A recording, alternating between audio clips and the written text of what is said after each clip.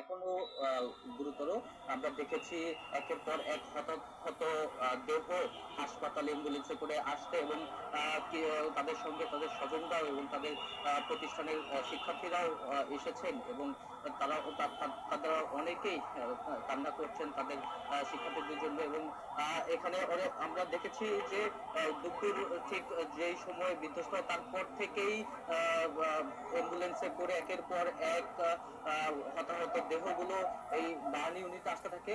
এই burn unit ছাড়াও পাশে ঢাকা মেডিকেলও এছাড়া সিএমএইচও হতাহত দেহগুলো নেওয়া হয়েছে এবং অনেকের অবস্থাই গুরুতর আমরা দেখেছি। এছাড়া আমাদেরকে হাসপাতালের এখানে অনেক উৎসুক জনতাকেও আমরা দেখেছি। এছাড়া এখানকার আশেপাশের স্থানীয় মানুষজনও অ্যাম্বুলেন্স গুলোকে হাসপাতালের ভিতরে প্রবেশ করার জন্য তারা সহযোগিতা করছেন। তো আজকে উত্তরে যে বিমানটি বিধ্বস্ত হয়েছে সেই সেই বিমান বিধ্বস্তের ঘটনায় অনেকেই মর্মাহত এবং এখানে আইন শৃঙ্খলা রক্ষাকারী বাহিনীর সদস্যরা তারা এখানে কাজ করছেন। এখানে হাসপাতাল কর্তৃপক্ষ সর্বোচ্চ চেষ্টা করছেন শিক্ষার্থীদের চিকিৎসা দেওয়া। এখানে শিক্ষার্থী ছাড়াও আমরা কিছু নারী এবং শিশুদেরকেও দেখেছি হাসপাতালে দগ্ধ অবস্থায় নিয়ে আসতে এবং সবারই প্রপার চিকিৎসার কথা জানিয়েছেন। এছাড়া বেশ কয়েকজন উপদেষ্টাকে আমরা দেখেছি। পরিবেশ উপদেষ্টা রিজওয়ানা হাসান তিনি এখানে এসেছিলেন, আইন উপদেষ্টা ডক্টর আসিফ নজরুল এসেছিলেন, এছাড়া সড়ক উপদেষ্টা ফাজুল কবির খান, আমরা উপদেষ্টা মাহফুজ আলমকেও দেখেছি।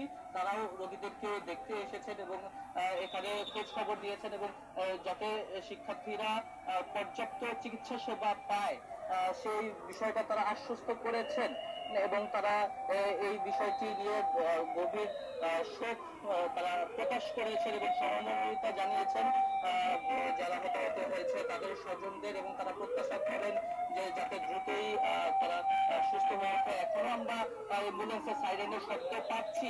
এখন পর্যন্ত একের পর এক অ্যাম্বুলেন্সে করে রোগীদেরকে নিয়ে আসা হচ্ছে এবং তাদের শরীরের অনেকটা অংশ আমরা খালি চোখে দেখেছি যে বার্ন হয়ে আছে এবং তাদের সঙ্গে আহাজারি দেখেছি, স্বজনদের আহাজারি, অনেক শিক্ষক এবং তাদের স্কুলের বন্ধুরা তারাও এসেছে এবং তারাও আহাজারি করেছে এবং তারা আমাদেরকে জানিয়েছে যে অনেকেই ওই ভবনের ভেতর থেকে বাইরে বের হতে পারেনি এবং তাদের অনেকের খোঁজ খবরও অনেকে পাচ্ছে না এবং তারা খোঁজ খবর নেওয়ারও চেষ্টা করছেন।